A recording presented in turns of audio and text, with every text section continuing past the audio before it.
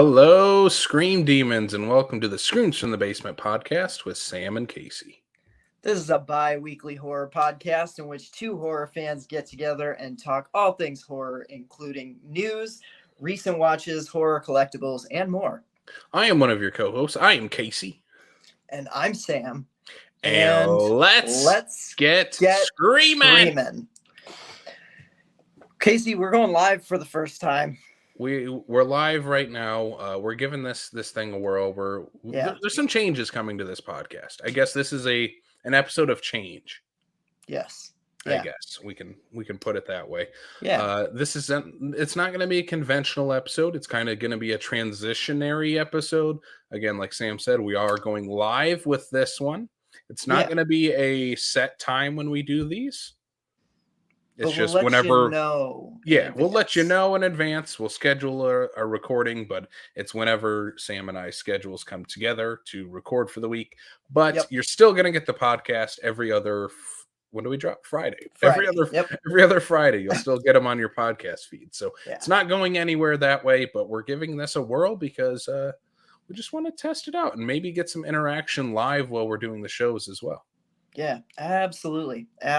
So, sound off in the comments if you're listening, like all that kind of stuff. Watching. People watch live things. Yes, they watch live things and they listen to them at the same time. Yeah, that's true. You have to do both. You do. You could do one or the other, I guess. I don't know why you'd watch us on mute. It'd be a weird thing to just watch two floating heads in boxes, but you could. Yeah. I'd say I'd watch me on mute, but I wouldn't want to stare at my face just for no reason either. No one wants to do that. No. But the topic for this episode, it's kind of an unconventional episode. We're not talking about a single movie. We're not talking about a series of movies. We're not talking about two movies in a double feature. No, we are taking things to the small screen for this episode. Yeah. We are talking about scary episodes of TV shows. This one is called the one where we watch scary TV episodes. Yeah.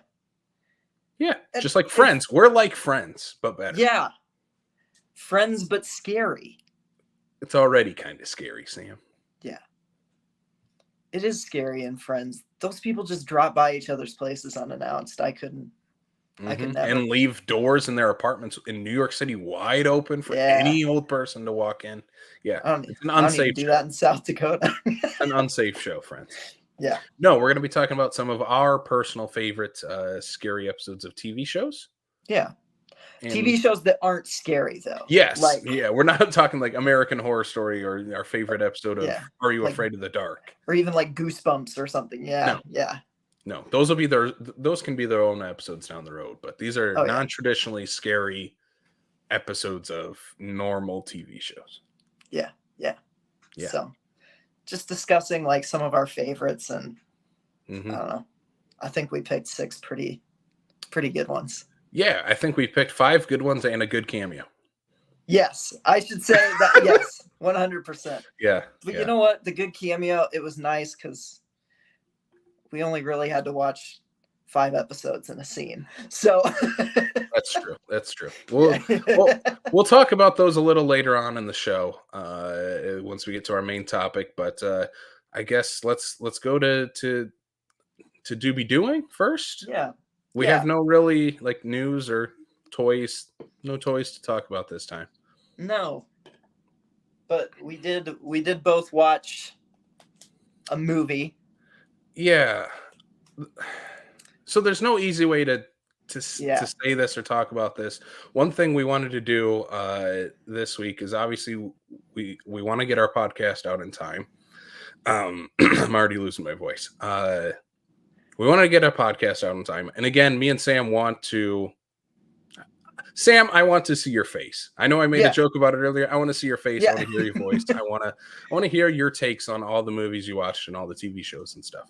Yeah. We love doing this. We're friends outside of this too. Yeah, we do like a ton of stuff outside of this podcast. And honestly, what you're watching is just us recording book club, but with movies. Yeah, this is our excuse to talk about the things we've watched in the last 2 weeks. Yeah, it's great. Yeah. So we wanted to make sure we got an episode out and to have a conversation with each other. But again, like I said, there's no easy way to talk about this. But a brief history, I guess, first of all, is Sam and I used to host a couple of different podcasts in the past. Yeah. Backlot 605 was our kind of our original home where we talked about any movie in general. And over there, we met a man, a myth, the legend, the one and only Corey Jacobson, our Yep. friend. And unfortunately, again, there's no easy way to talk about this, but we want to talk about our friend Corey on the show because he was a dear friend of ours, and unfortunately, we lost Corey earlier this week. And I guess we're bringing it up on the show because we do want to talk about our friend, someone who is a major influence on both of us on Yeah. on this entire community that we have here in Sioux Falls as a whole. And yeah, we miss him. We miss him a lot. It's only been a couple days now, and we're still trying to process everything. I know we've been talking to our friends from our movie group. Andy Heller, Blake Ginnethan, Brian Mensing, Derek Vierink. We've been talking to them. We've been talking to some other people that have also known Corey as well. Yeah. And I mean, there's just so many positive things out there right now in a time we're all feeling very, very negative, and not ourselves, and feeling very unsure and confused and in shock in many ways. And yeah,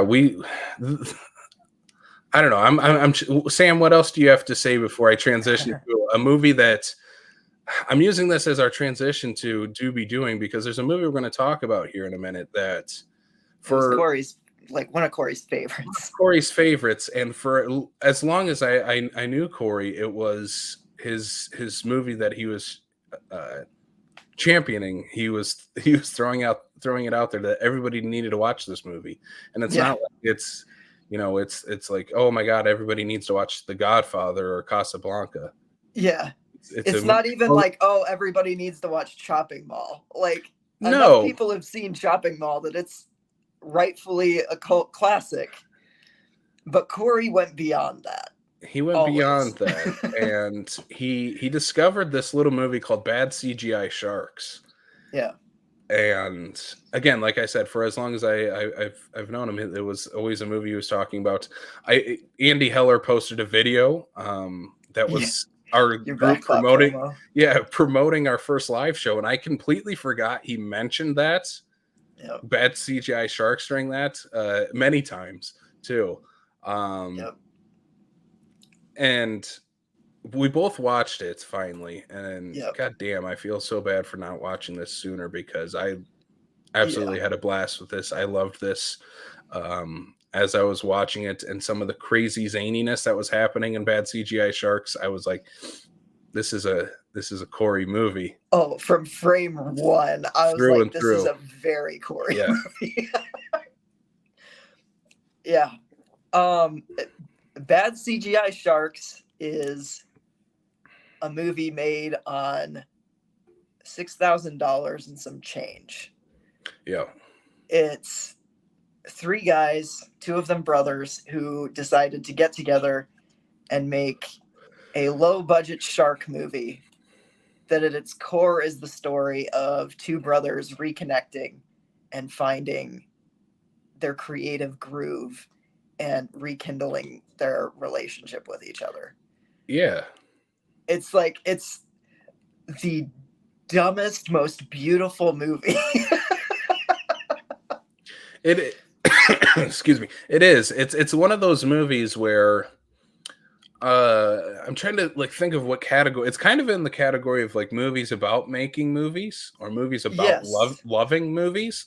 And it's such a small genre. There's not a whole lot of movies that fall in there.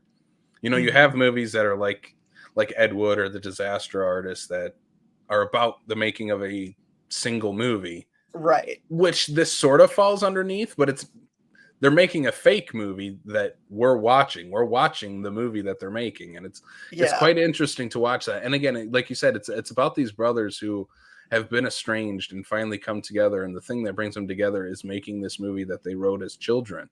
About this shark movie that they wanted to make. And now they get to make that movie.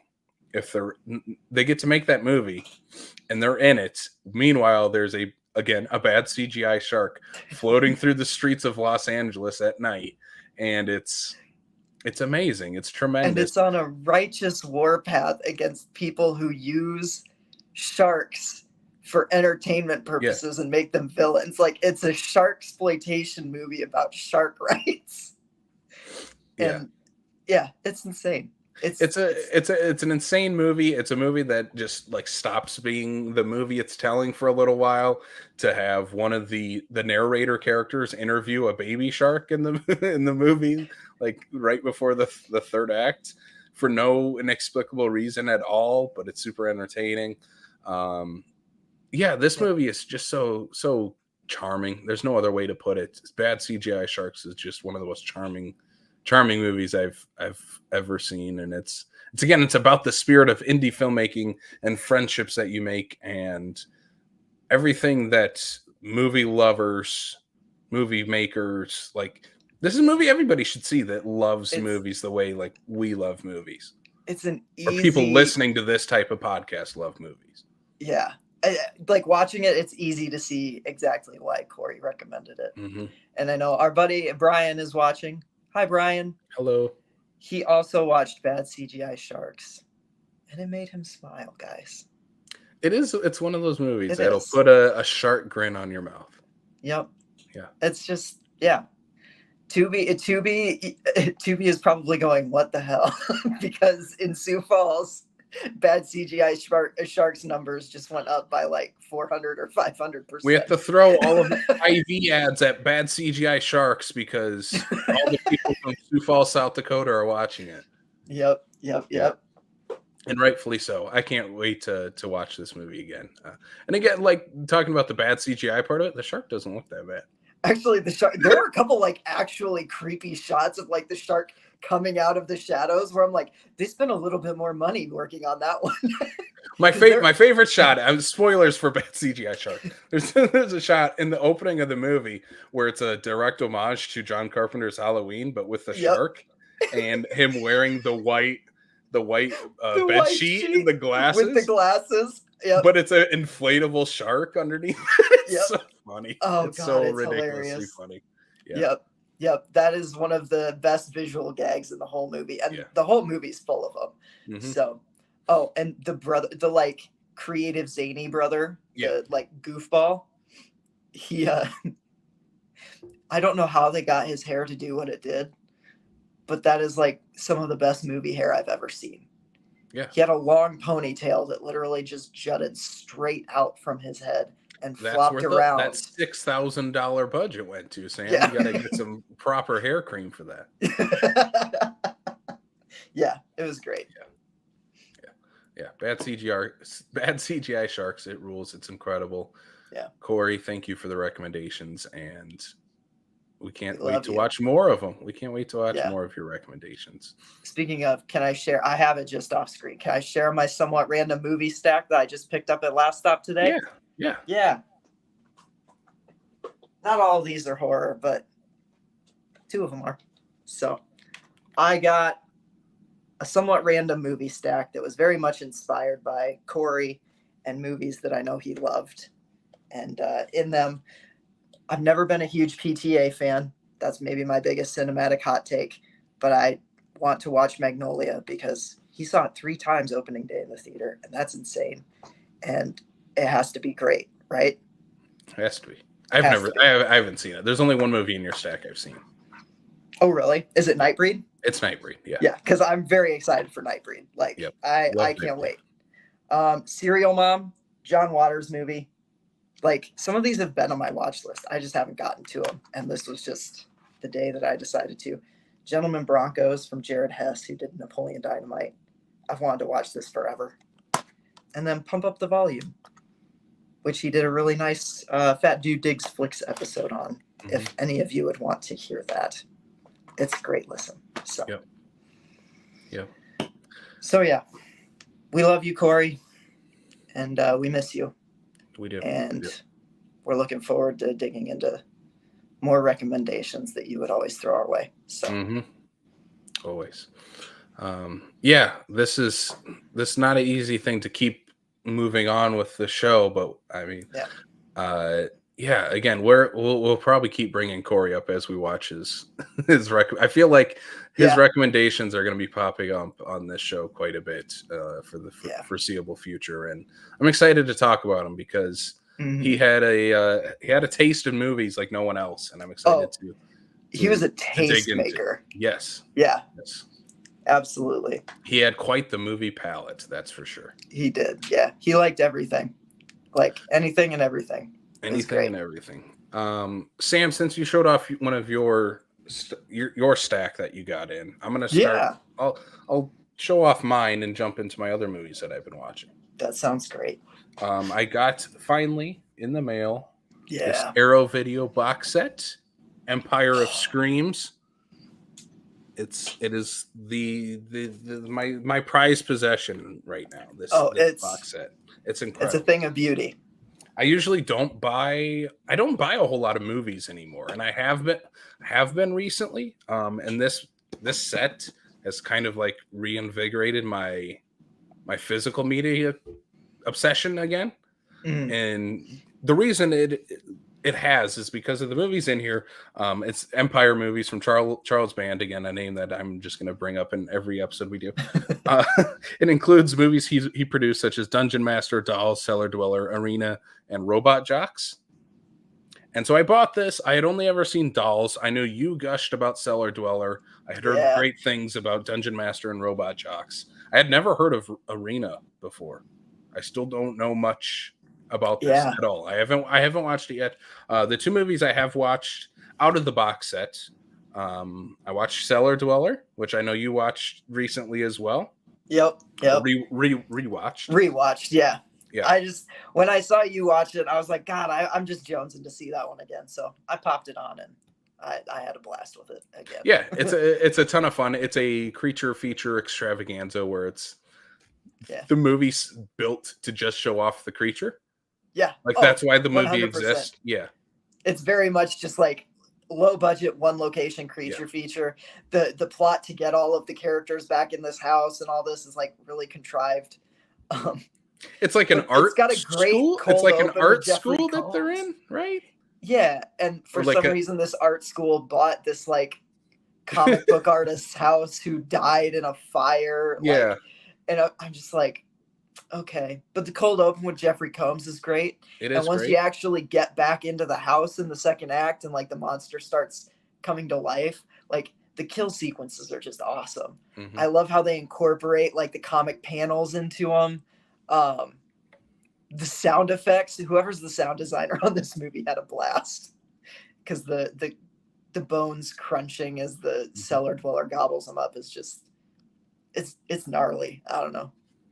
Yeah, directed by John Carl Buechler, who is a kind of practical effects wizard. Directed Friday the 13th Part 7 as well. Yeah, that's right. Yep. I was like, the name sounds familiar. Yep. He's appeared in a bunch of movies. He's directed a bunch. He, I believe, directed Troll 2 as well. Did he really? I think so. I still have to watch that. He at least did the creature effects for Troll 2. Nice. Here's that box art. Oh, that box art's incredible. I know. I'm leaving them as the Arrow Video box art. I think that's what I'm going to keep them as. They all come with mini posters, and I will probably be hanging those up. Yeah, I like Cellar Dweller. It's not genre changing. It's not like this is the greatest 80s creature feature. It's more of look at how cool this creature looks with an okay story you can follow along, but the creature is incredible. Yeah. Like that's why you watch this. One I fell in love with though right away is Robot Jocks. Not a horror movie, but it's in this box set. It's a genre film. It's a Stuart Gordon movie. It counts. It's a Stuart Gordon movie. It's if Stuart Gordon made Rocky IV and Pacific Rim before Pacific Rim as one thing.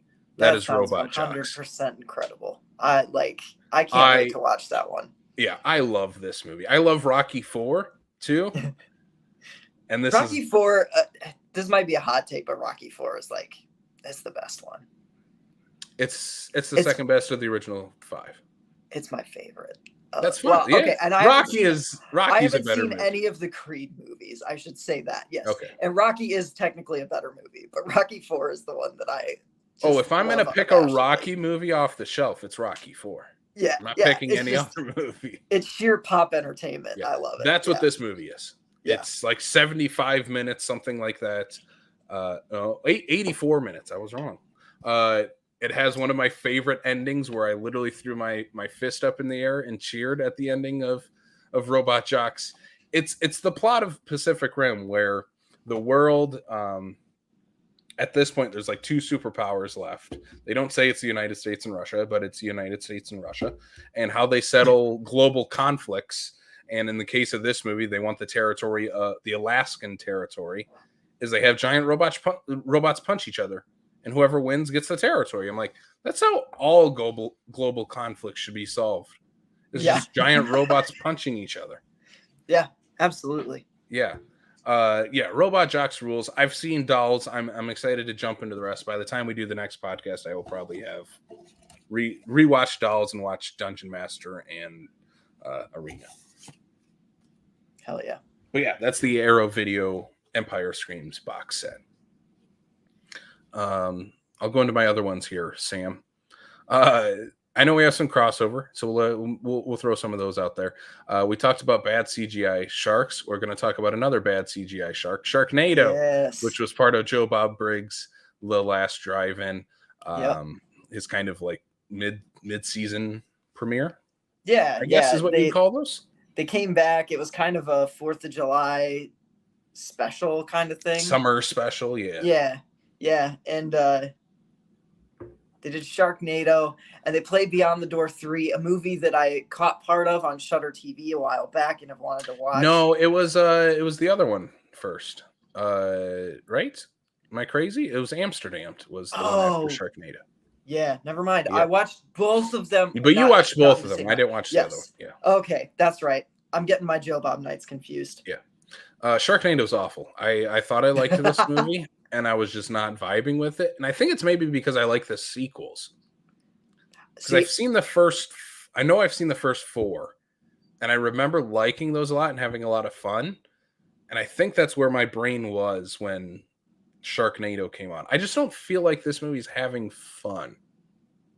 It's very much like taking itself very seriously with crazy stuff going on. Whereas I think the other ones lean into, okay, this is crazy. Yeah. Let everything else be crazy too.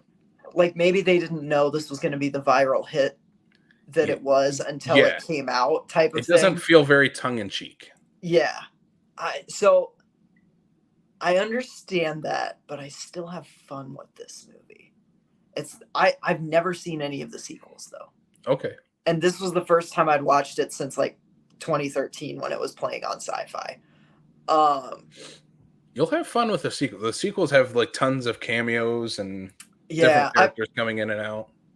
You and Blake were telling me that the sequels were actually kind of ruled and had some fun in them.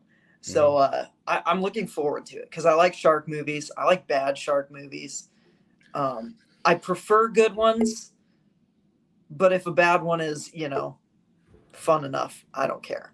And I had fun with Sharknado. And part of that's probably because like every movie that's on The Last Drive-In, I kind of have fun with. And Bob. Yeah, that was the other thing. Okay, I'm not trying to yuck your yum here. But, yeah, no. I'm going to. No, I didn't like that the director wasn't there. He was shooting like on his phone, like with Joe Bob. I'm like, what are you shooting that's that important? You can't show up to Joe Bob. It can't be that important, right? I don't know. I didn't. It's probably an asylum movie. You can leave an asylum movie to go to Joe Bob. He doesn't want to though.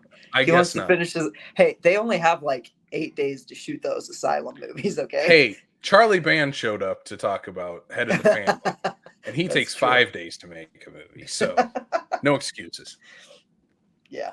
That's fair. Next up, speaking of Charlie Band, for my birthday, I got to watch any movie I wanted. So the one I picked was Face Off, one of my favorite movies ever. It's not on the list. It's not a horror movie. Funny story with Face Off. So my buddy Dakota was over. You know Dakota, obviously. Oh yeah.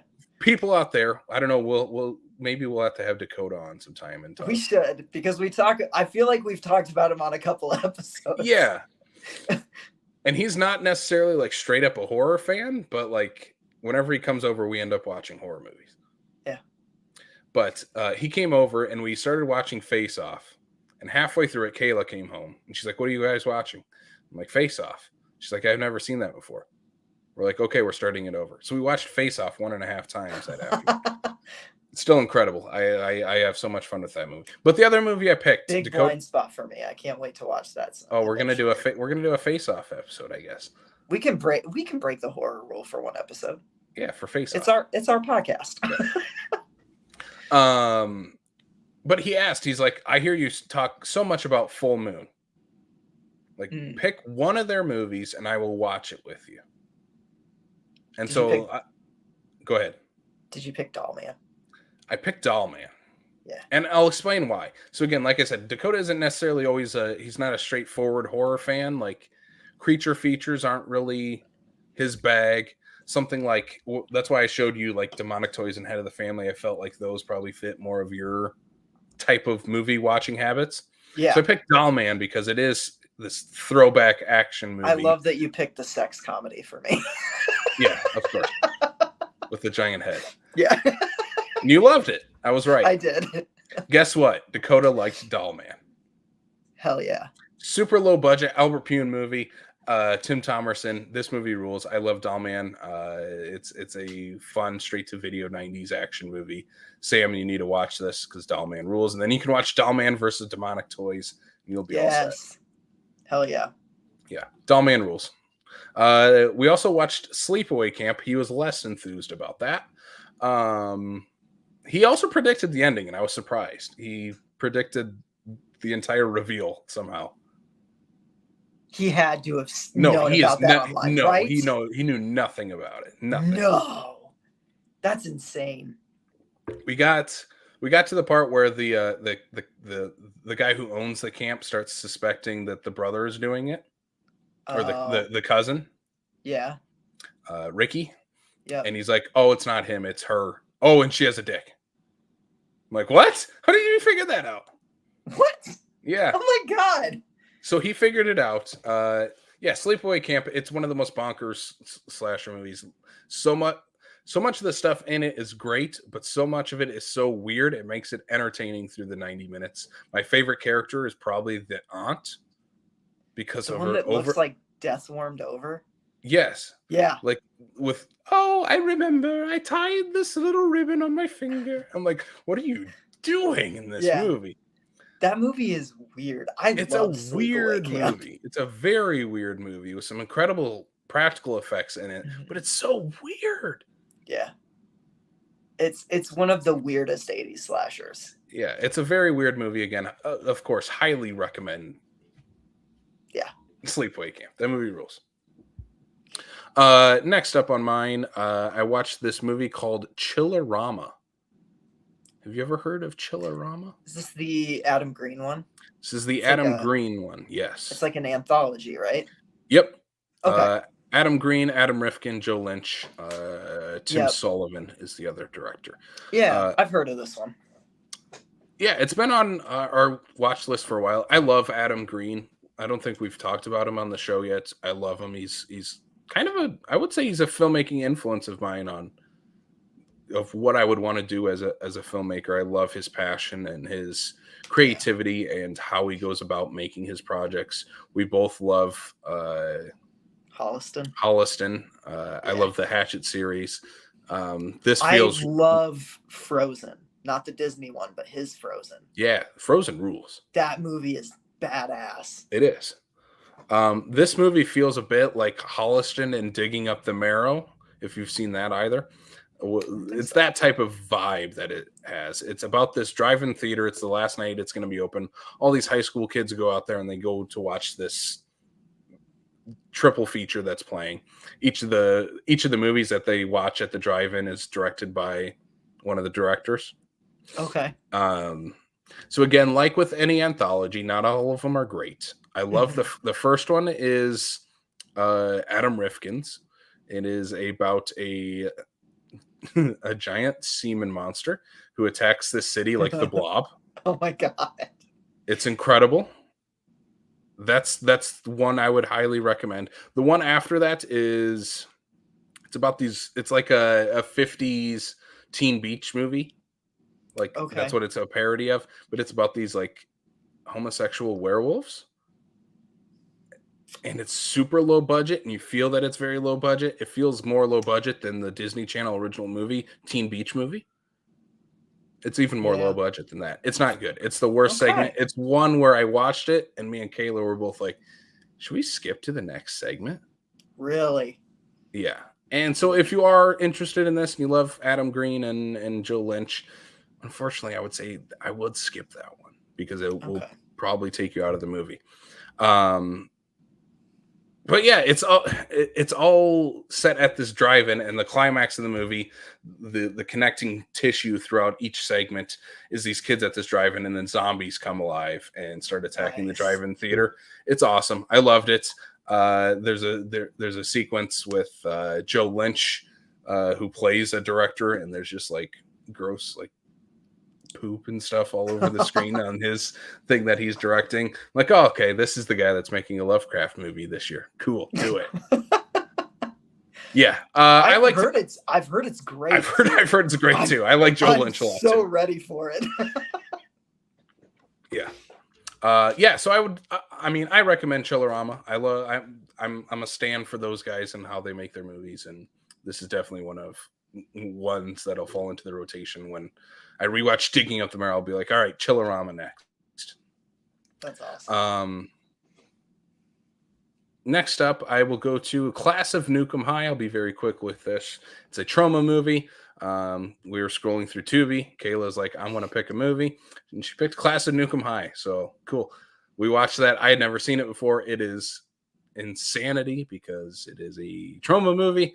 Yeah, it's about these like it's about Trauma High, who is like a half mile away from a nuclear power plant, and the nuclear power plant starts like releasing toxins into the air in the high school, and they all start becoming crazy. And the valedictorians of the class, the super smart kids, become this like weirdo biker gang that start to bully everyone at the school, but it's only like those 6 or 7 students.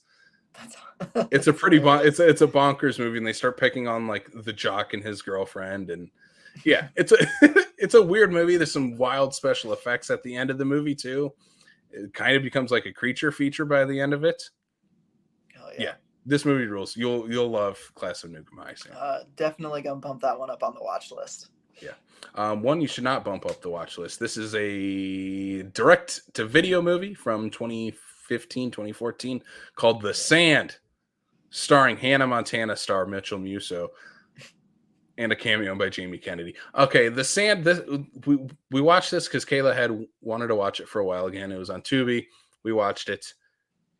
I talked about it earlier on the show, or on an earlier podcast episode of the show. I talked about One Missed Call and how it was one of the worst movies I've ever seen. Mm-hmm. This is right next to it right now. It's awful. It's a movie where these teenagers are out partying on the beach in California, and they wake up the next morning, and there's only 6 or 7 of them left. They're all kind of scattered. 2 of them are in a lifeguard stand. There's 3 of them in a car. One guy, the overweight friend, is stuck in a barrel in the middle of the beach. And then another girl is topless on a picnic table. And they wake up and they find that if you step on the sand, it'll suck you in. And it immediately like jumps into that. There's not really a setup to it. It's just one of the characters gets up and gets sucked into the sand. Some terrible CGI. And so they have to figure out how to get off this beach. And that's literally the 90 minutes of the movie is how do these characters I don't like get off this beach? And how are they that dumb? It's awful. Don't watch it. Okay. Not even a wild Jamie Kennedy performance could save this movie. Okay. It's good to know. Yeah. I'm very selective about the movies I start. I don't know if I would have started that one. I looked at the IMDb page and I was kind of like, I know, again, I normally wouldn't. Kayla wanted to. We watched it and whatever. 80 minutes passed and whatever. Did she like it? I don't think so. Oh. Well, that's a bummer. I was hoping at least she liked it, so one of you got something out of it. No, we at least watched Class of Nukem High, and we both liked it. Yeah. Know what we did watch? I'm so excited to talk about these, and that's not sarcasm. This is all Kayla's recommendations here, like these last couple. We were watching a video from the Grim Life Collective. Shout out Grim Life Collective on YouTube. Yep. I love their channel. We were watching a video of them doing a locations tour of the first Twilight movie. And we were about halfway through it. Kayla's like, "Have you ever seen Twilight?" No, I've never seen any of them. I saw part of the first one on FX because it was on FX all the time, but that was it. Obviously, we were in high school when these came out, or at least middle school, high school. Within our teenage years, all these came out. So I had heard the hubbub about Twilight, especially from a male perspective. These are cheesy. These are awful, cheesy love stories about sparkling vampires and werewolves who take their shirts off. Okay, I got all that. And then the terrible acting from Robert Pattinson and Kristen Stewart and Taylor Lautner. I got all that. Here we are, 15 years later from the first movie. Twilight rules. It does rule. Twilight rules. The first movie is good. Yeah. I don't think it's great. I won't put it anywhere. I gave it 3 stars. I liked it. I would give it about 3.5. Yeah. Like that's about where I'm at. I do take okay, so I saw your Letterboxd review. I disagree on one point. Okay. The baseball scene is awesome. The baseball scene rules. The baseball scene in the first Twilight movie is one of the cringiest scenes that has ever been put to film. And I don't hate that it's in the movie, but it's very cringy. It is. I felt myself cringe, and I'm not even in the movie. Stick it in my veins. I love it. The biggest problem I have with the first movie, I like the style. Needle drop, Casey. Wow. I like the style of the movie. I like the actors in the movie. I like Pattinson. I like Kristen Stewart together. Surprisingly, I know everybody hates that. I like them together. Taylor Lautner's kind of a non-entity in this first movie. Yeah, he's in it, but he's in it for like 2 scenes. Yeah. Yeah. What I didn't like is that the entire plot of this movie and most of the second movie is that everything revolves around Bella. Like no other characters, or all the other characters in the movie have no motivations, no character traits outside of what they think of her. Yeah. Right? Yeah. It's all about her. It's like what her classmates think of her, what her love interests, what her dad, what her mom, what her mom's boyfriend, what the people of the town think. It's all about what they think of her. Yeah. And it makes it hard to latch onto anyone, including her, when that's the case. Yeah. I agree. And that's kind of an issue with the books too. So I was 100% the kid in the black tee and the black skinny jeans and like usually guy liner that was sitting in the corner reading a Twilight book. I love the first and third book. Didn't care for New Moon or Breaking Dawn in book form. Movies are about the same. But I'm really glad that you finally watched these. Yeah. But they are written from a perspective of a teenage girl who thinks everything kind of like Bella's not a great protagonist because like even in the books it's like it's very like me centered, and I think the movies reflect that. And that probably works better in the book because you're supposed to be in that character's shoes. Yeah, when you're reading the book. Yeah, except for like one brief like middle section of the fourth book. It's all told from Bella's perspective. Yeah. So And then we watched the first three. Yeah. We will probably watch the last two before the next episode.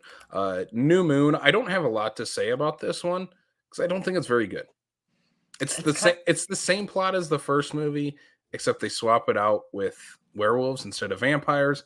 That's really all that happens, and then Bella and Edward try to kill themselves because they're not together for no reason, even though they can just go be together. Can we talk about how funny the method that Edward chooses, being that he wants to walk out into the sun, so that he sparkles in front of people, so that those people then fear him and want to kill him. Yeah, I mean, I don't know. I just always found that comical. He's trying. He wanted it. He's like, I read Dracula 37,000 years ago. Edward is an over-dramatic. We're talking Flash. No, we're talking Twilight. A much better movie than the Flash. A much better movie than the Flash. That might be a hot take. I don't know. No, it's not a hot take, Sam. I haven't seen the Flash, but I'm willing to bet money on it. Twilight New Moon is better than the Flash, and that's the worst movie in the Twilight series that I've seen. Yeah. New Moon is a non-movie. Yeah. Yeah, it is. And Eclipse Rules. It's so far the best of the series. I really like this one. If I'm going to pick one off the shelf, it's going to be Eclipse. Like, I feel like I can watch this one without having watched the other ones together. It is David Slade is yes, right? David Slade is the director. He also did like 30 Days of Night. Yes. And he directed the Dark Harvest adaptation, which is still sitting on the shelf. Yeah. I really want that movie to come out. Mm-hmm. But yeah, Eclipse rules. Eclipse rules. It has all the melodrama you want, and I feel like they're leaning into it more than the first movie. It's a little more self-aware. Yeah, the first movie is melodramatic, whereas the third movie has melodrama in it, but it knows that it's being melodramatic. Yeah, absolutely. I was telling Sam, like, there's a scene where Jacob has to warm up Bella, and he already has his shirt off in his jean shorts, and he's like, I need to warm her up. He's like, yeah, you better. Why? Because I'm hotter. It's like, that's the point in the movie where all the girls that are Team Jacob like lose their minds in the theater. Oh yeah, and there's even like beats in the movie where they just like pause after lines like that. There's a pause instead of a laugh track. There's a squeal track. Yeah, it's crazy. I love Eclipse, man. It's a perfect example of what it's supposed to be. Mm-hmm. You know what I mean? It's nothing more than a teeny bopper horror romance, but it's a pretty darn good one. No. It actually has a plot though to it. It does, Unlike the other two movies where it is the teeny bopper romance, this one has a plot where there's stakes involved, and the characters are motivating what's going to happen. They're trying to stop something. So that's my thing in this one, is that they're trying to stop Bryce Dallas Howard and her army of vampires that are coming to get Bella, which I like. It feels very 30 Days a Night or Blade 2 in that. Yeah. Those are the vibes I get from those. It's not obviously not as good as those or done as well because it can't be horror bloody elements, but yeah. Last thing I'm going to ask Sam before I ask you what you're to be doing. Mm-hmm. Team Edward or Team Jacob? Oh, Team Edward, hands down. Team Edward all the way. I gotta root for the like pasty see-through guy because that's what I am. We're a household divided. Like the scene in New Moon where Edward, takes off his shirt to walk out into the sun. I saw myself there. All white and like undefined and just kind of skinny. I've seen it. Sam sparkles a little in the sun. I do. Just a little though. It might just be the sweat, but I'm reflective. There's a sparkle there. Yeah. Team Edward here on this show. Screams from the basement. Yeah. Team Edward. Hashtag Team Edward. Hashtag Team Edward. Sam, what have you been doing? I have a cold, and it's ruining how I'm saying doobie doing. It's hard to say doobie when you have a cold. last episode I talked about sharks being not present in my recent watches. I was disappointed in myself because I'm like, we're in summer mode. I should have sharks. Well, in part thanks to Corey, in part thanks to Joe Bob, and in part thanks to just me being like, nah, I gotta watch some shark movies. I watched a lot of shark movies in the past couple of weeks. So I watched 2 Jaws movies. And by that I mean I watched one official Jaws movie and one cheap Italian ripoff of the Jaws movie that I had a lot of fun with. I finally watched Jaws 2. Yep. They finally got added to Peacock, I think. And so I'm gonna watch those this summer, the sequels, which I've never seen. Oh, I'm excited for 3 and 4. I know they're bad. Well, they're bad. I'm so ready for it. What do you think of Jaws 2, though? Yeah. Jaws 2 is surprisingly like a very solid movie. It's not on the level of the first one, but it's a very fun shark movie. The scene that everybody talks about being so unrealistic where Jaws comes up and like bites the helicopter. I'm like, I don't know. Have they never been to Universal? You see Jaws come out, the shark come out of the water there. Also, I'm just like, no, sharks terrify me, and that's terrifying. That's I don't know. I'm scared of sharks, and in my mind, they can do pretty much anything they want. And so a shark popping out of the water and taking down a helicopter, not that big of a leap of faith for me. It's not the most unrealistic thing a shark does in this series. No, 100% not. I've seen some of the unrealistic things. Yeah, Jaws 2 rules. I don't think it's as solid. I loved that Keith Gordon was in this. Arnie from Christine. Yeah. He's one of the teenagers. Right. I saw his name pop up in the credits, and I'm like, it's got to be the same Keith Gordon, right? Like, and as soon as he popped up, I'm like, oh my god, because it's like 5 years before Christine, and he's scrawnier and a lot younger, but it's him. He's got sideburns. That's right. He looks like he's like 13, but he has sideburns. Hey, it's great. It was the early 80s. Oh god, yeah. He has a baby face that does not go with the sideburns at all. Jaws 2, it's a slasher with a shark. Yeah, it is 100%. Like, that's what it is. So many people say that about movies like 47 Meters Down Uncaged. Oh, it was a slasher movie with a shark. I'm like, no, that was not a slasher movie with a shark. This was actually a slasher movie with a shark. Yep. I really dug it. It reminds me of Orca, which was just Death Wish with a whale. Quick side tangent. Okay. I found out literally like yesterday that Orca only has like a 9% on Rotten Tomatoes and like a 38% audience score on Rotten Tomatoes. And that baffled me because I loved that movie. What year was that movie? 77. Yeah. I don't take anything past 2009 on Rotten Tomatoes as any sort of merit. I don't take anything from last month as any merit on Rotten Tomatoes, but yeah, that's fair. I was just shocked at critical reception, and I don't know, maybe I'm crazy, hate Orca. But I loved Orca, so I'm gonna re-recommend that movie just to negate the 9% it has on Rotten Tomatoes. Orca rules, and I will plant my flag in that sand. Okay, I also watched Cruel Jaws, which is an Italian knockoff. It was really funny. I watched Jaws 2 after Cruel Jaws, and they literally ripped the gasoline gag straight out of Jaws 2. But to me, it was like, oh, Jaws 2 ripped off Cruel Jaws. But no. Cruel Jaws is not a good movie. It's barely a competent movie. But I had a blast with it. I think I ended up rating it like 2.5 stars, but I put the little heart next to it. Totally understand why people don't like it. I vibed with it. It was stupid and cheesy.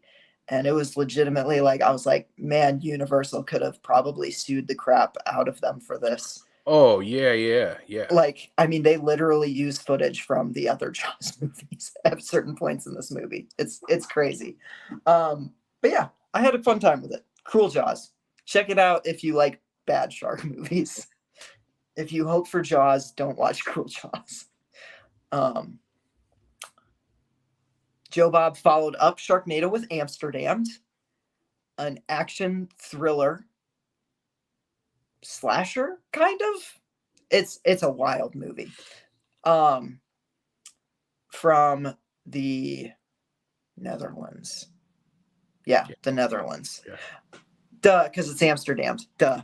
Oh my God. Yeah. Sorry, my brain's not working this week. Yeah, so Amsterdam is the story of a cop and his young daughter and his new girlfriend just kind of living life in Amsterdam while a serial killer goes through the canals killing helpless victims.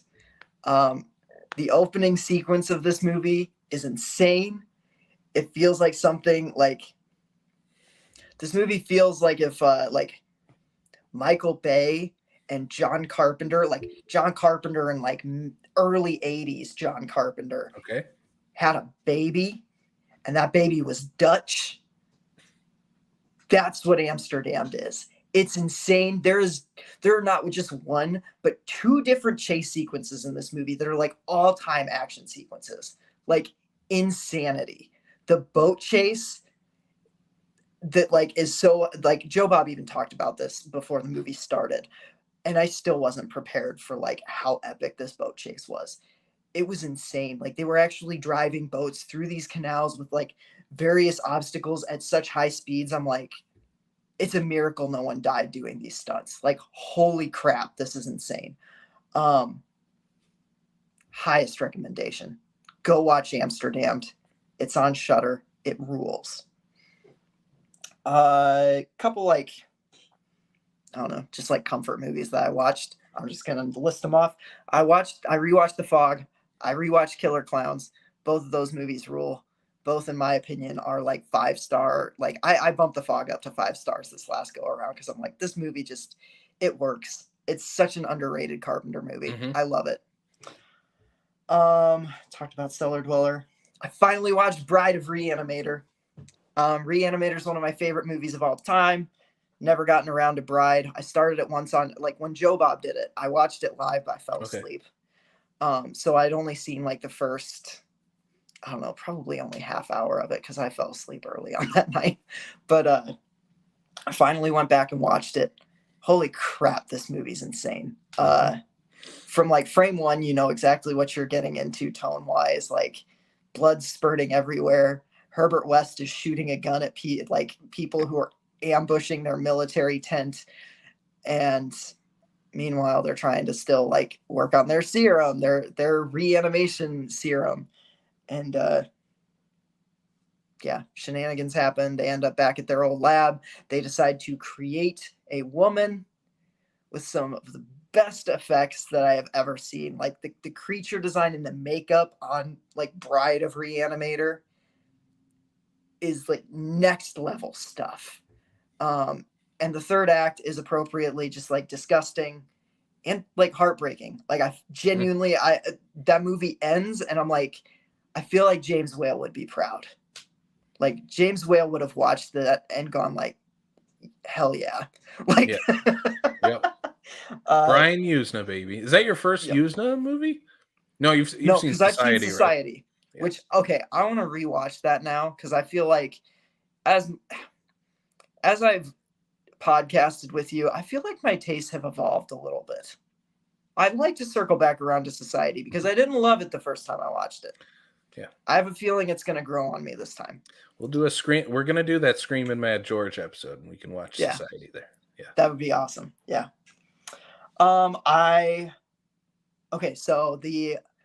thought for sure that Joe Bob this Friday was going to play Children of the Corn because the new one, because it had just gotten added to Shudder and he's talking about farm and all this stuff and it's folk horror week. And I was like, it's going to be Children of the Corn. It was not, but you know what? We watched Dark Night of the Scarecrow instead. And that movie rules. It's a gut punch of a TV movie. I cannot believe they got away with putting this thing on television. It's not super gory, anything like that, but like the subject matter is just like very, very heavy. The opening, like before the first commercial break, an innocent man literally gets gunned down in a scarecrow outfit by like a mob. And then when you come back from commercial, it's essentially just a trial of the 4 guys that did it just getting off scot-free. and it's just like, oh my god, like what the hell? But then the Scarecrow comes back and starts killing all of them, and yeah, it's a little bit slow in the second act, but when it gets to the third act, it's like it's right there again. Like the opening of this movie and the closing of this movie are both incredible. They're very tense. They're very very brutal, like in somehow in a made-for-TV way. You feel everything with this movie, even if you don't necessarily see it. So yeah, Dark Knight of the Scarecrow, it rules. It's been on my watch list for a while. I'm really glad Joe Bob played it. And then after that, he played Beyond the Door 3, a movie which I still have not made it all the way through, damn it. And one day I will, because what I've seen of it absolutely rules. It's insane. So I'm going to still recommend Beyond the Door 3, even though I haven't seen the whole thing. It might fall apart in the third act, and if it does, don't blame me. Okay, and then my final two. The Barn Part 2. So I believe I talked about The Barn a few episodes back. Yep. I really like that. It's a retro throwback slasher. Ironically enough, I'm going to bring up Corey again. Is that cool? Mm-hmm. I have this that I picked up from Last Stop. I thought it was the coolest find because it has the entire cast signature on it. And you remember when I messaged the group, I was like, oh my God, look at this cool thing that I found. Mm-hmm. Corey literally messaged me back right away and went, oh, hey, that's mine. I'm glad it went to a good home. Crown jewel of my movie collection, dude. Love awesome. This movie. Yes. The sequel, even better, man. Okay.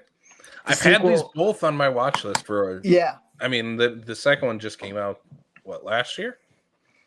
It just hit Screenbox this year. I think you could get it on DVD or Blu, the Kickstarter Blu-rays went out last year. But yeah. Oh man, the sequel ups the ante in just about every way. It I don't know if I liked it better, liked it better, but I think it is better. They obviously had a little bit more money to play with this time around. There's more monsters, there's more gore, there's more nudity. They've really upped the ante on everything. It's a sequel. You gotta go all out. Yeah, you go bigger. I really dug it. It has a lot of fun. In the first one, it's just a couple of pranksters knocking on a barn door. In this one, they actually set up a haunted house, a sorority sets up a haunted house in the barn where the creatures come back to life. So they have a lot of fun with the you're in a haunted house, but there's actual creatures killing people. So all of that stuff was a blast to watch. And the third act is there's one moment that kind of sours it just a little bit, where they kind of go with an emotional punch type of thing, where I'm I don't know if you needed that, but when it's over, it gets over, and then it goes straight back into gory badassery, and you're okay, I'm good. Okay.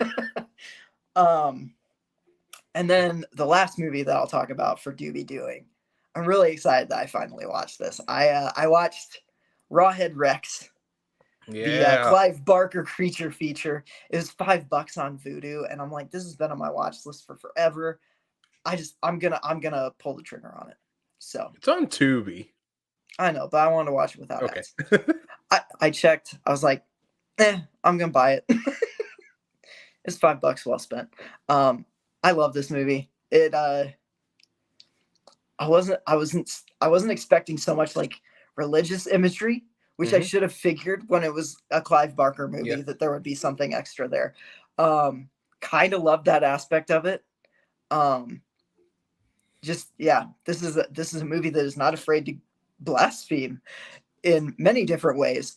And I don't know, I found it pretty transgressive, and for what it was, I loved that it was a guy in a freaking rubber Power Rangers villain suit. Honest to God, I can't even remember. I think, what did I put in my Letterboxd review? I was and people don't like this? It was, it's a 50s monster movie with 80s gore effects and a rubber suit creature that would be right at home on a Saturday morning rerun of Power Rangers. Mm-hmm. That's how I summed it up. I don't know how people don't like this movie. Rawhead Rex and Psycho Goreman would make a great double feature. Yes.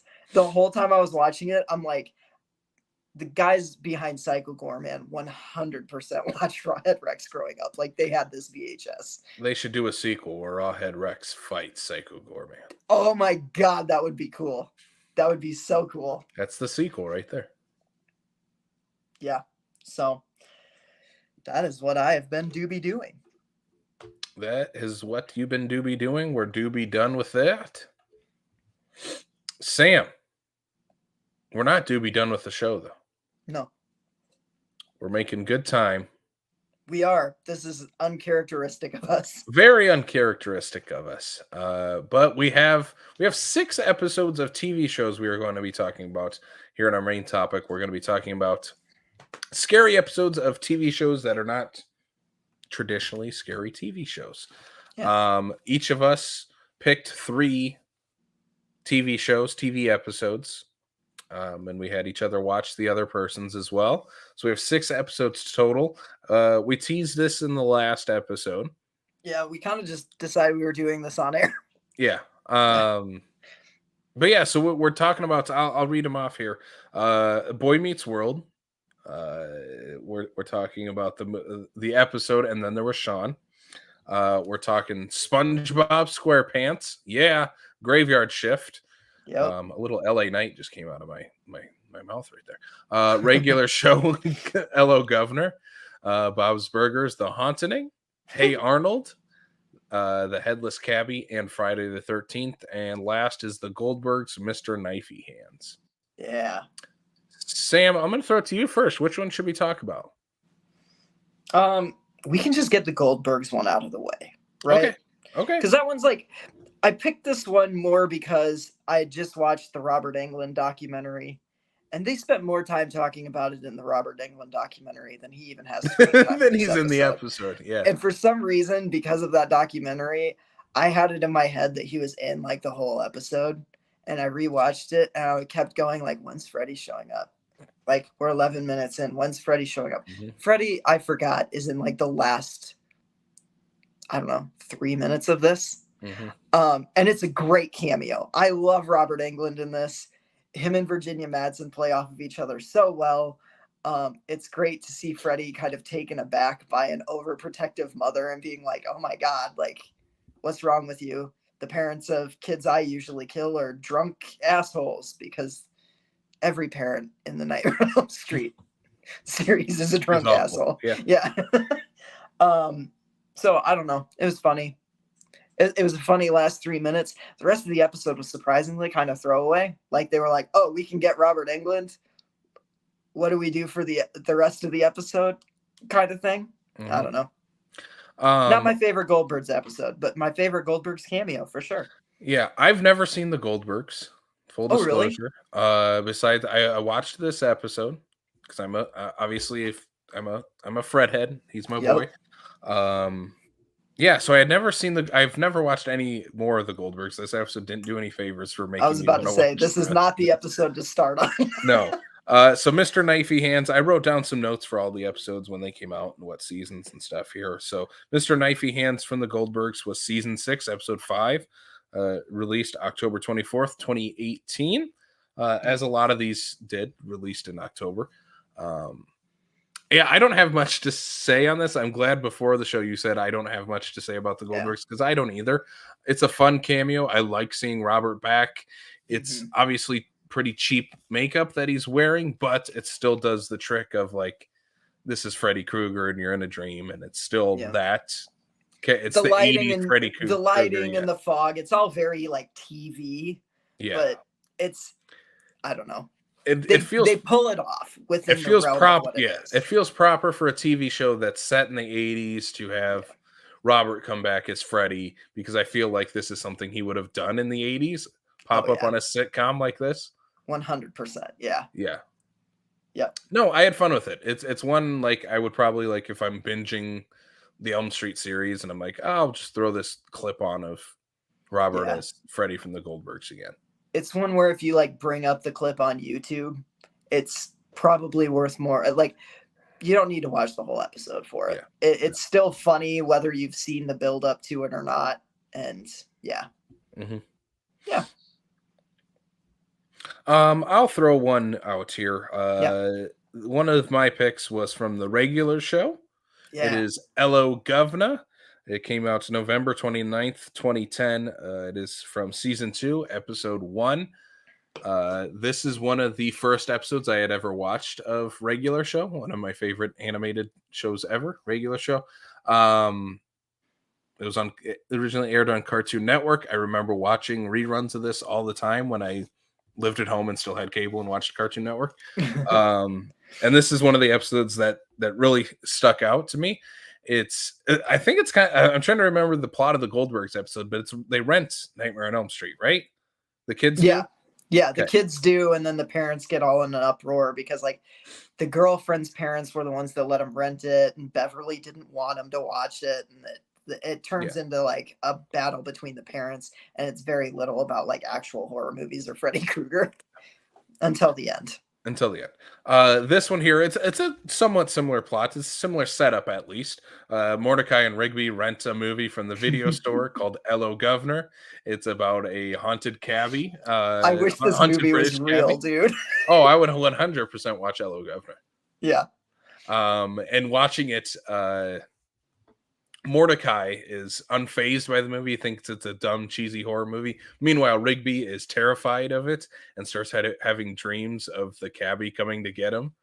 And all the cab does, the British taxi, is just say, "Hello, governor," and chases him everywhere. And its grill turns into teeth. In the teeth, yeah. This is, if I'm not mistaken, this is your first episode of regular show that you've seen? Yes, I've never watched this. I was intrigued. I've heard of this show. I've Yeah. just never, I don't know. It's just never been after this episode. Like I 100% kind of want to go back and just start from the beginning and watch the rest of it. Yeah, this episode rules. I love that it's kind of a stuffy British version of Christine. Yeah. I don't know if you picked that intentionally because of that, but like, no, I just love this episode. oh my god, dude, killer cars are like my thing. Like I love it. Ella Governor was, yeah, like, and it was genuinely like there were spooky visuals in it too. Yeah. Like it legitimately, like they made it so it was actually creepy at times.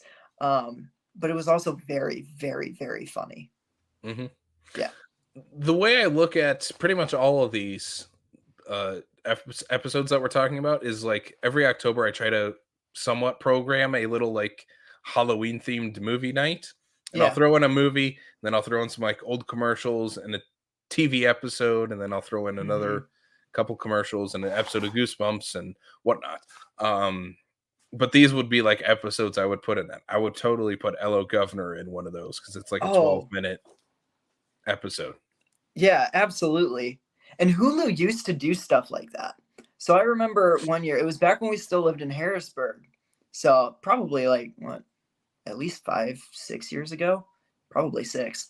1 year for Halloween, Hulu literally had a playlist of just Halloween episodes from a bunch of different shows, like Buffy, My So-Called Life, Bob's Burgers, like just, it was like a just mix, a playlist kind of. Yep. And it was great. That's what we played that night. Like we literally just sat and watched Halloween episodes of like some of the shows we'd never even like never watched before, and that was just our first intro to it, and I loved it, dude. And they've never done it since that year, and it bums me out because like I want that to be a tradition. It's just cool. It's like a little mixtape Halloween. Yeah, and it's a great idea because it might hook you on a show that you've never seen before because you watched the Halloween episode of it. Yeah, it seems so weird that they don't do it anymore. I really like that. So but yeah, so that's why I'm glad we did this, because I actually have like now I have Ello Governor to add to my little playlist of like stuff that I like to loop around that time of year. Yeah. Regular show does have a couple of them. They lean into like 80s and nostalgia and horror and sci-fi quite a bit on the show. Well, when we were talking about it, like I think I gave you 3 different episodes, then I ended up like when we talked right after we recorded 2 weeks ago. I feel like I gave you 3 very different episodes. I think the Bob's Burgers one stayed the same, but the 2 other ones were different. And so I actually, for my next one, you want to just keep going back and forth? Yeah. For my next one, I Googled because I was like, I feel like there are shows that I'm like missing that I'm not thinking of because I haven't watched these probably since childhood. Yeah. And I remember getting like the Ghost Train episode of Hey Arnold kept popping up. That's a very spooky episode. I like it. They have the cool like Halloween episode in Hey Arnold where there's war. They do the War on the Worlds riff where him and Harold get all the adults in town riled up because they think an actual alien invasion is happening. I love that. But neither of those, like, to me, like, I don't know, Ghost Train didn't scare me much as a kid. And that one was just kind of, War of the Worlds was fun. The one that freaked me out was Haunted Cabbie. And that's why I picked that one. Because I was like, as soon as I saw the Hey Arnold, I'm like, no, there was one episode I remember freaking me out in this. It was the Haunted Cabbie. I think it's because, like, it's an urban legend. And urban legends are, like, my weakness. Like, if I have like real life ghost stories on like my shelf and stuff, but if I read those before bed, I can't sleep. Yeah. Like the real life stuff or the stuff that could be real life, right? It gets me. And so like urban legends, they get me. And had you seen this one before? So when I watched this, the Hey Arnold was a show I watched a lot as a kid. So this came out October 29th, 1999, season 4, episode 6. Doubt I watched it when it first came out, but I remember watching the show a lot as a kid. And as soon as I clicked play and started watching it, it was like a memory unlocked of like, oh my God, I haven't watched this in probably 20 years. But I don't remember the second part. I don't remember the Friday the 13th one. No, but it is a fun episode. It's fun. It's not very memorable. No, yeah. It's like, it's the B-side. Yes. Yeah. It's the one that you have to have on the B side because SpongeBob has that in the SpongeBob we'll talk about too, where it has the B side and it's the calm down because you actually are gonna scare children with that first episode. Yep, 100%. Yeah, I love the Headless Horseman is one of my favorite fictional stories ever. Period. I love it. I also love urban legends like you. Like I just love the entire concept of like going to a sleepover and my aunt told me this story that one time there was this headless cabbie of New York City. I'll let you say it. What is the urban legend of the headless cabbie?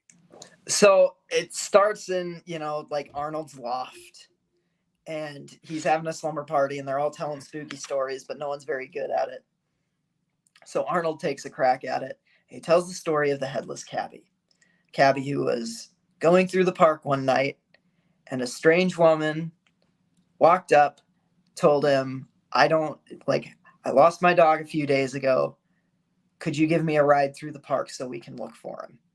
The cabbie goes, sure. Woman gets in and they drive, they start going through the park and she asks him, it's cold outside. Do you want to wear this red scarf that I have? He goes, oh, sure. Thank you. He puts it around his neck. And they hear a dog barking.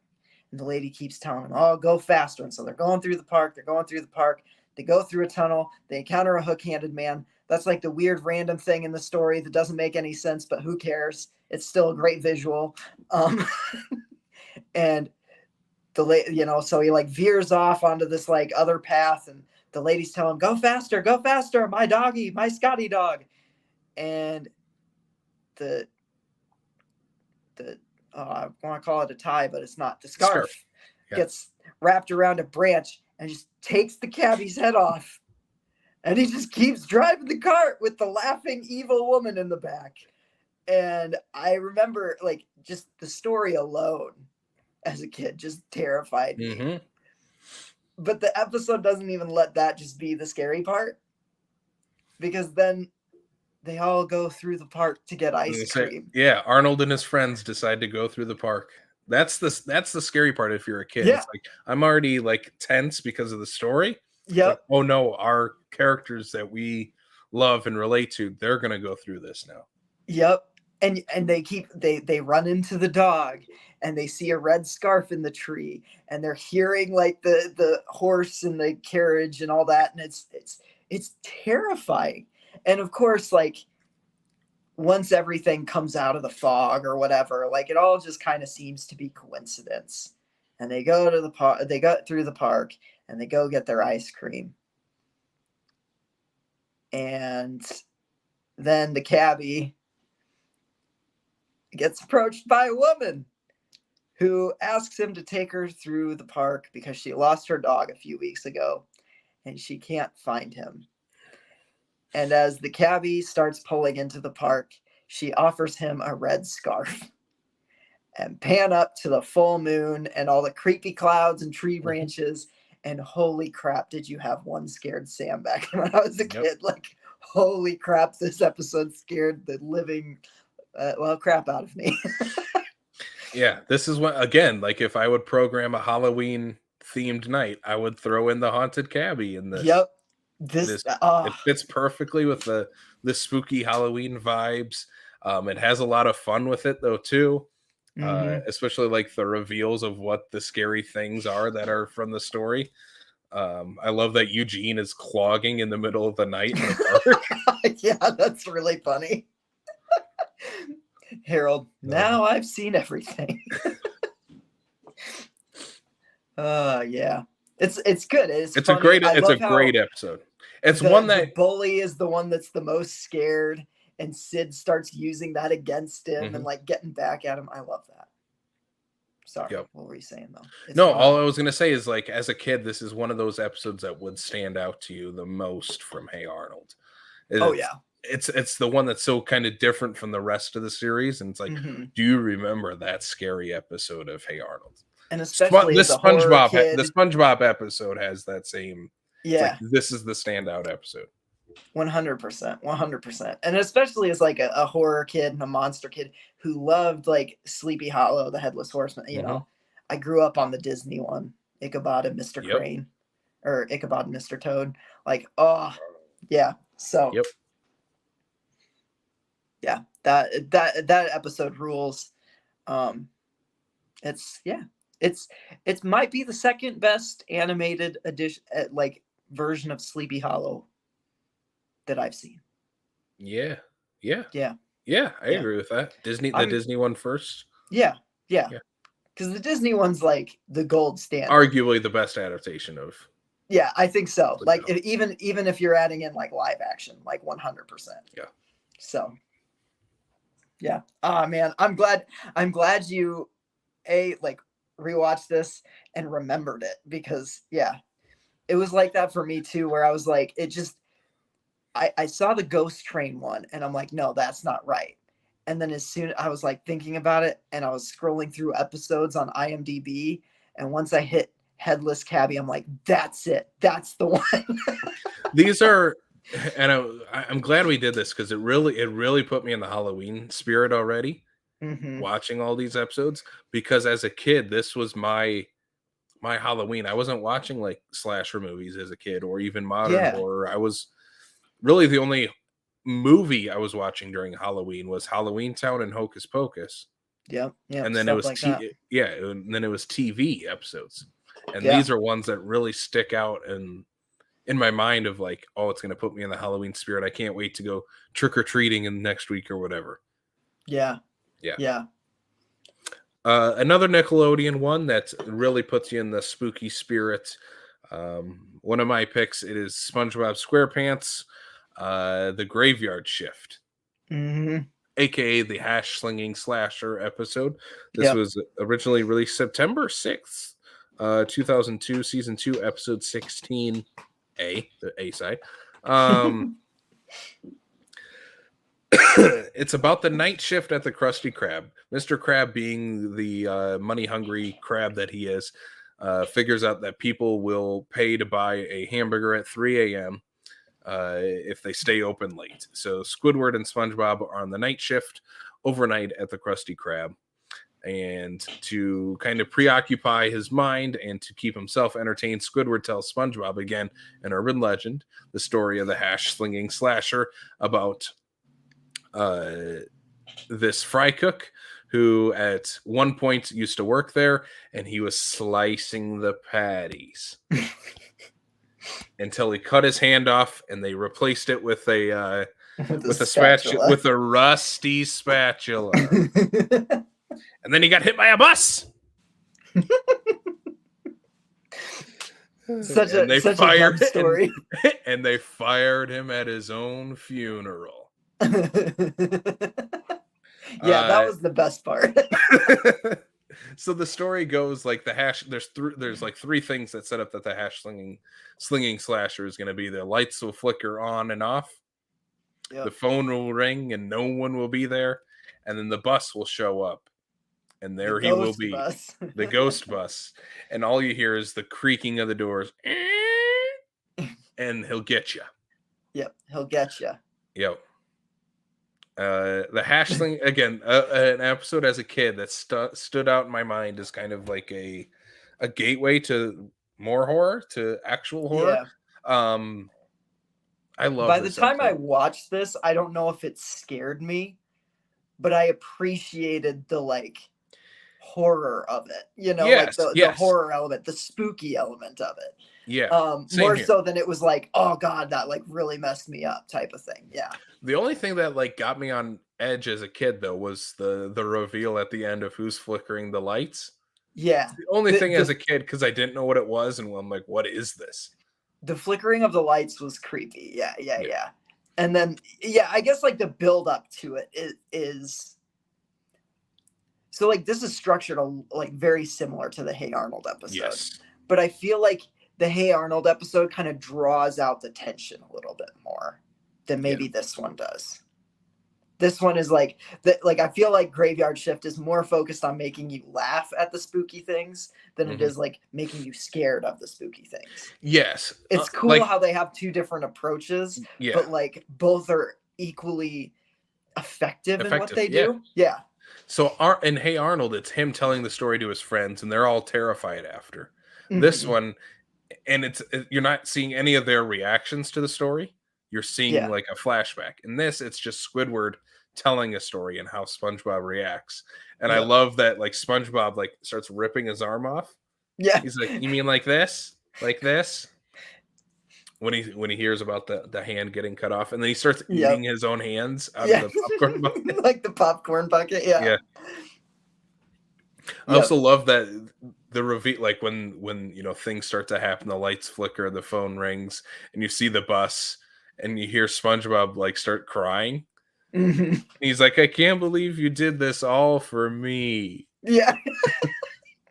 He's all excited because he thinks Squidward was just trying to play like an elaborate prank on him. Yeah.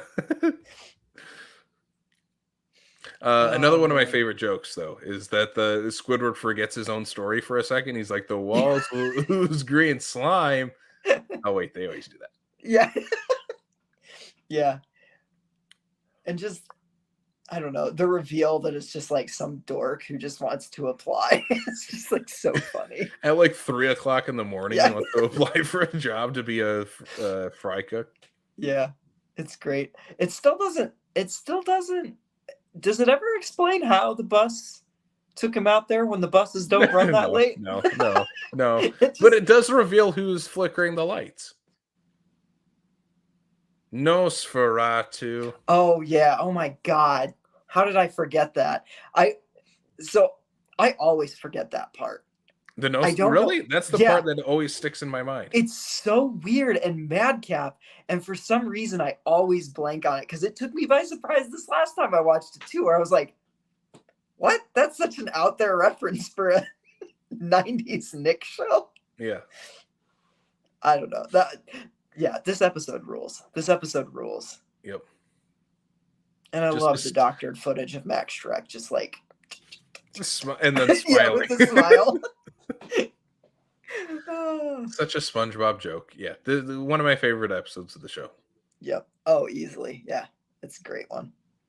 The B side is fun too, but it's not horror. I didn't watch it. What is the B side? It's the one where Mr. Krabs falls in love with Mrs. Puff and starts buying her everything. Oh. And tells SpongeBob that he has to take care of his money. I like tell him to stop spending so much money, but obviously SpongeBob can't say no to him. Mm-hmm. So it's funny. It was, I don't know. I watched the B-side just because I was like, well, I'm already watching this episode. I might as well watch the B-side. But yeah. Okay, my third one. I'm really excited to hear what you thought of this one because I know you're not like the biggest Bob's Burgers fan. But one of my favorite things, especially around Halloween, is to just go through all the seasons and watch the Halloween episodes because like all of them are so good. But I picked this one because to me, this one is like the one that goes the most into like, wow, this is kind of tense and scary. Like, holy shit. Obviously, if you know the twist, it's not. But like the first time I watched it, I was a little like, holy shit, what are they doing with this? And that is Bob's Burgers, Season 6, Episode 3, The Haunting. What did you think of The Haunting? October 18th, 2015.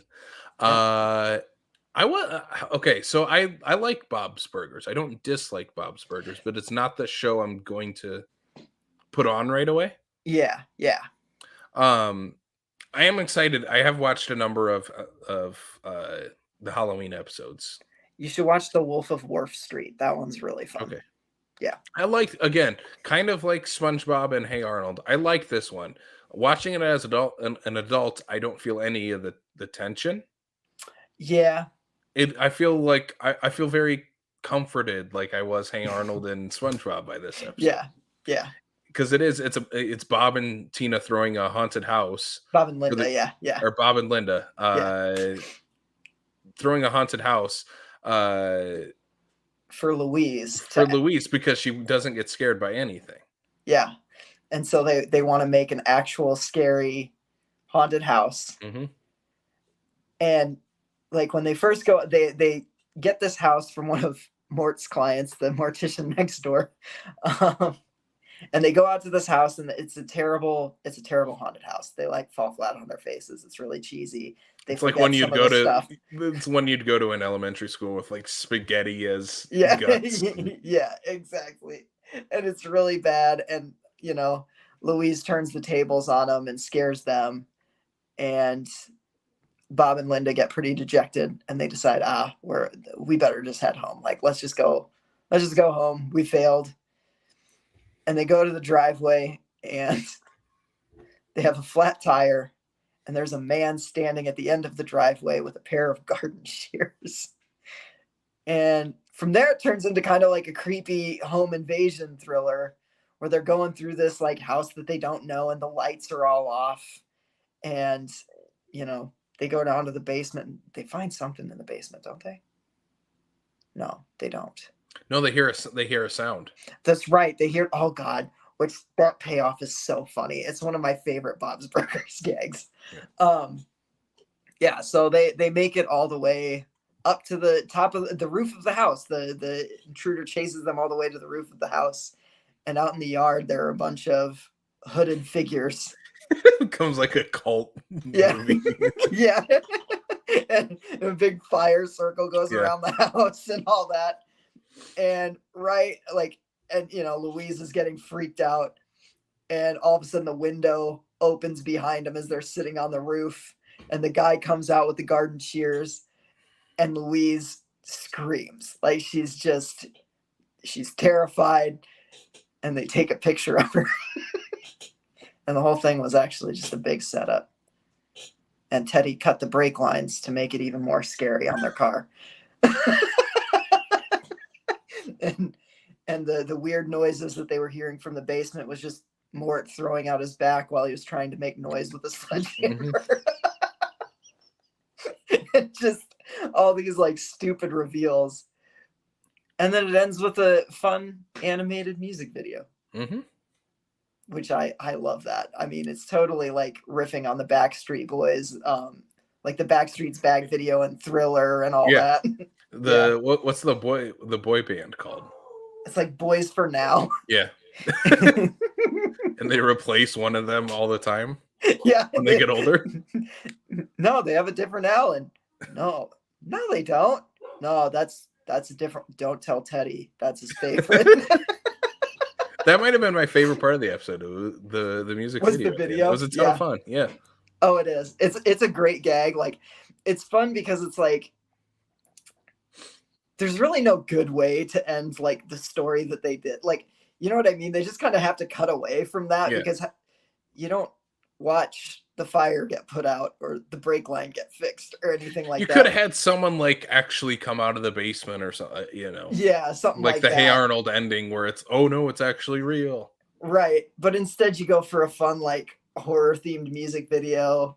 And it's, I don't know, it's pretty fun. And the song is actually really catchy. So I don't know. This is like maybe my, oh God, I don't know. There are so many good ones. This is probably a top 3, like Bob's Burgers Halloween episode for me. And probably a pretty high up there in just a regular ranking too. I really like this episode. Do they do a Halloween episode every season? I don't think there was one in the first.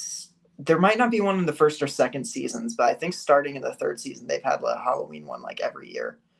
And some of them are okay. Like it's hit or, I mean, like any show, but it's just like it's an annual tradition now. I love every fall when they announce like the Bob's Burgers Halloween episode. I'm like, hell yeah, this week is special. Mm-hmm. It's Bob's Burgers Halloween. That's why I love that The Simpsons still does Treehouse of Horrors. Like, oh yeah, I love that they're still doing that. Mm-hmm. It's great. All right, last one here. The one that I think kind of teased that we were going to do this episode in the first place. Yep. This is Boy Meets World. And then there was Sean from season 5, episode 17. This one came out. Do you want to guess when this came out? What time of year? I'm going to guess. Oh, it was October. 100%, February 27th, 1998. February. Yeah.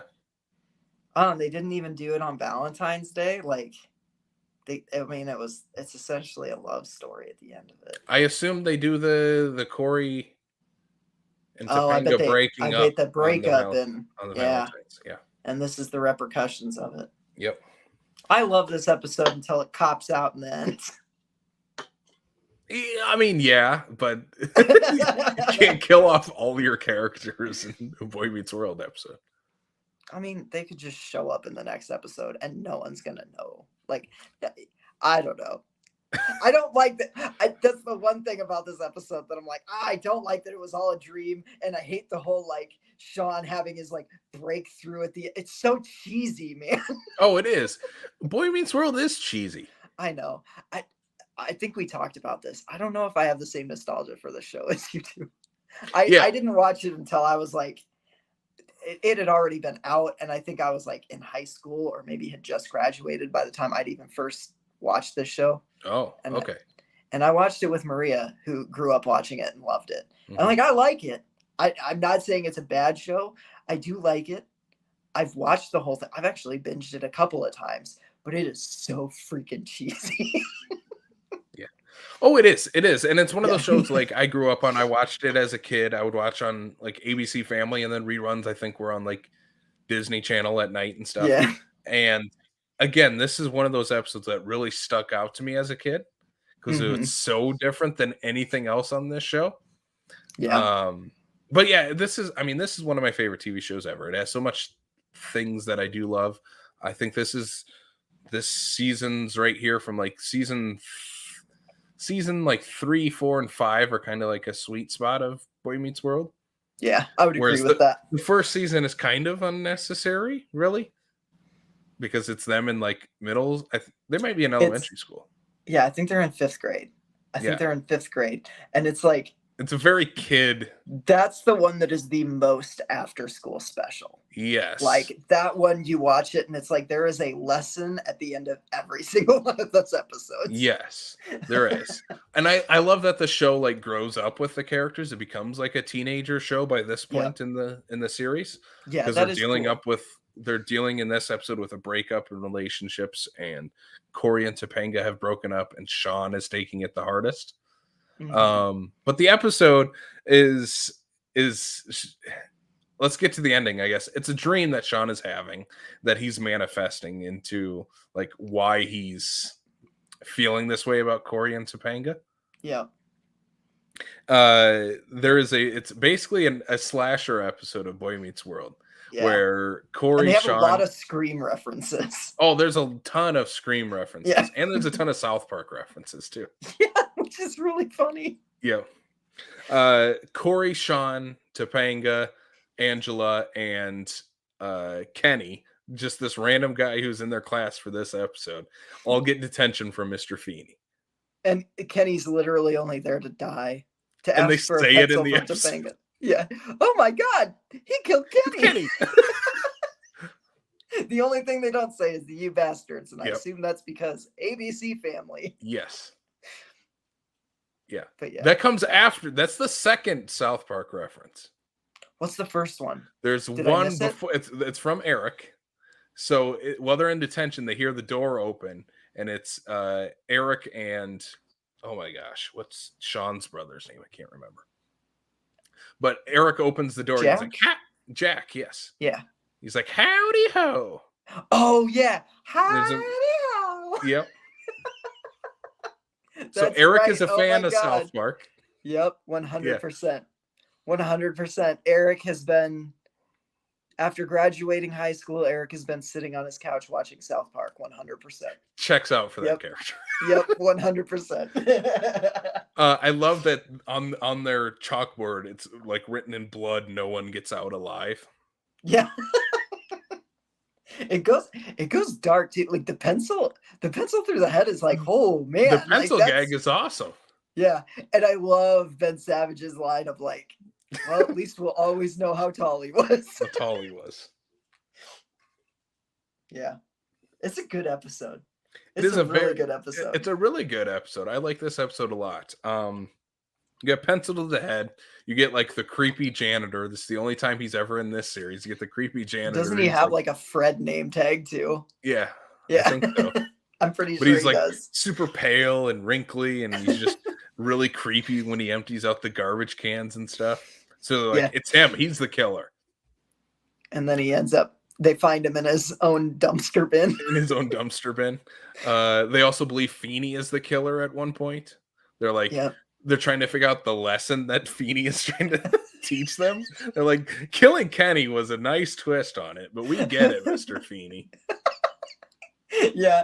And then, of course, he falls forward. And has giant scissors in his back. Yep. Oh, man. And to be fair, at the end of this one, it does end with another like, oh, what if it was real? It's real. Gag. Yeah. Because there's like an actual masked person with a knife in the classroom at the end. Yep. I love, again, it's very meta. It's very Scream, where Sean is he's Randy in their group that watches horror movies. Yep. And he's also the Billy Loomis when he unmasks. Yeah. Like he's got the Billy Loomis hair and everything. Yeah. He's only Randy and Billy. Only Ryder Strong could pull that off. Yeah, that's true. He does. He does. I would watch this as a feature length, to be honest. It's genuinely, it's good. It's good. And you get a cameo from Jennifer Love Hewitt in this as Jennifer Love Pfeffernan. Pfeffy. Who's there for like no reason other than to just be Jennifer Love Hewitt. Hey, she's there for Will Friedle to make out with her. Yeah, that was an awkward scene. Yeah. Like a really awkward scene. Like I was like, I don't remember this. Oh, there's so much making out in Boy Meets World with I also love, like, as a kid, what stood out to me in like the horror part of it is like the person running through the halls. Yeah. Like behind them and stuff. And you see, and like all the stuff that you see through the like little glass part on the classroom door is like, that kind of stuff always gets me. I don't know. And then in their very, very tiny library that has 3 aisles that they all split up into and somehow miss the killer. Yep. Oh my God. One of my favorite lines comes from Jack. It's when Eric dies. Oh like, yeah. He's checking on Jennifer Love Hewitt, and he gets books pushed on into him. Yep. And Jack comes around the corner. He's like, Eric, my friend, Pfeffy. I didn't really know you. Yeah. Oh, So his logical step is like, I'm going to jump out the window because I can't afford rent. Yeah. This show got dark in this episode. It did. At the same time, I was kind of like, I get it, Jack. Yeah. I was like, yeah, I'd be scared if my roommate got killed too. Like, for multiple reasons. One of them probably being financial. My rent. Yeah, I love this episode. It's one I watched the most out of this series for sure. Yeah, it's a good one. It's a really good one. I'm glad you had this one on the list because I enjoyed rewatching this one. Yeah. Out of all these shows, though, I think the one that this might spark a binge on is the regular show. Or regular show, I should say. If you put in the regular show, it brings up the movie. Casey? Oh, yeah. Are you okay? Are you glitching out too? Oh, I was not. Sam? Hello? Yeah, can you hear me? Yeah, I can hear you now. Okay, yeah. Okay. The thing was glitching out. It was the Hash Slinging Slasher. I think he's coming to get us. It was. The one it's Nosferatu flicking on and off the Wi-Fi. Nosferatu. The one that stood out to me in this was the Hey Arnold one. The Haunted Cabbie of like, I'm glad I rewatched this because I'm going to be rewatching it again in October anyway. Yeah, it's really good. I remembered it being good. I did not remember just how good it was. I was like, like it almost like it didn't, but like it kind of creeped me out even as an adult. Yeah. You know, like it's legitimately kind of like unnerving. And maybe it's just because like I said, that is very specifically something that's like very frightening to me is like the idea that someone would tell me a scary story and then I would go out and find evidence that that scary story was real. Like, oh, that concept just gets me. I would say out of the 6 episodes we had on the show, that's the scariest one. Yeah, I would agree. From Hey Arnold. Hey Arnold. That show always kind of has like because it's a lot of kids walking around the city in the dark too, like at night. I feel like in general, and part of the reason I gravitated, I was like, I want to do a Hey Arnold episode, is because there were a few episodes like that where it's like they kind of captured being a kid and not exactly knowing what was going on in the world and like the unknowable being kind of scary and foreign to you. That show just in general, like I feel like that show in general just captured that vibe really well. Yeah. And this is obviously like, to me, this is the best example of that. So, yeah.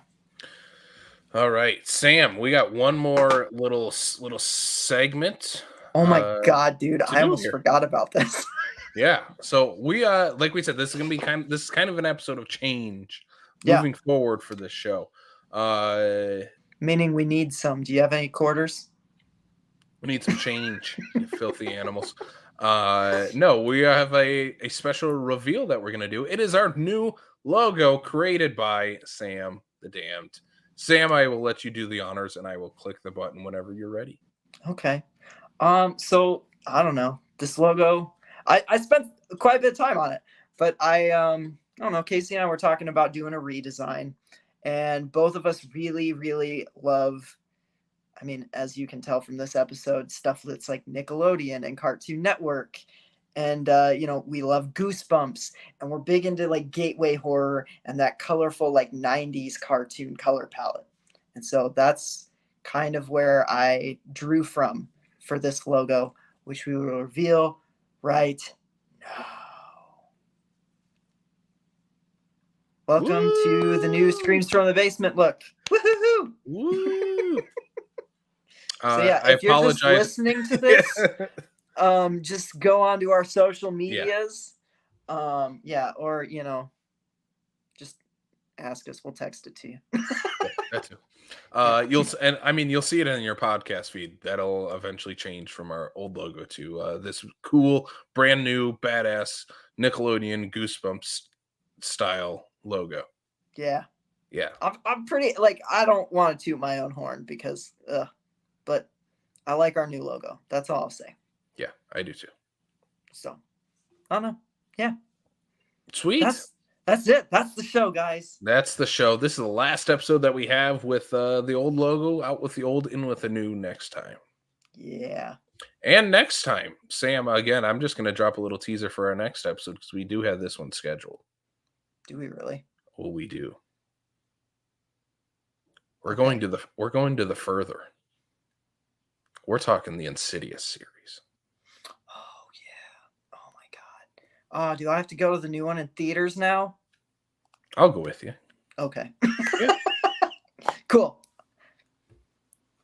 So we're talking the Insidious series. We're talking the Insidious series. Yeah, Insidious I'm series. excited. All five we will talk about in some capacity. We'll talk about each of them. Yeah, absolutely. That's going to be a fun episode. Yeah. I am looking forward to tiptoeing through the tulips. Hey, there you go.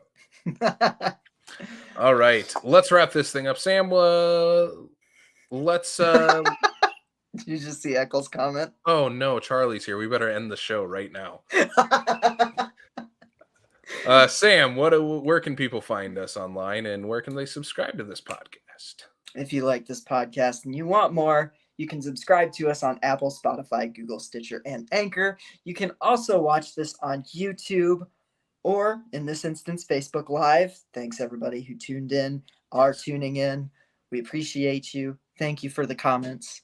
Yeah, we love you guys. You can follow us on Facebook, Twitter, and Instagram. We're on all of them. We're still on Twitter. We're going down with that ship. We're on the talk. We're there. We're on the talk. Nothing's We're not very active, months, but yeah. Charlie is excited for our next episode. Casey, I know he is. He's been watching the Insidious series. He's been talking to me about it. I'm excited to. Oh, yeah. You got Charlie to watch him before. I got Charlie to tip through the tulips already. Nice. Yes. Nice. I'm excited to talk him. It's gonna be fun. It's my favorite modern horror series. I love it. I love the Insidious series. Hell yeah. All right. So what do we got for our sign off, Sam? We're Screams from the Basement. Thank you for tuning in, and sweet screams.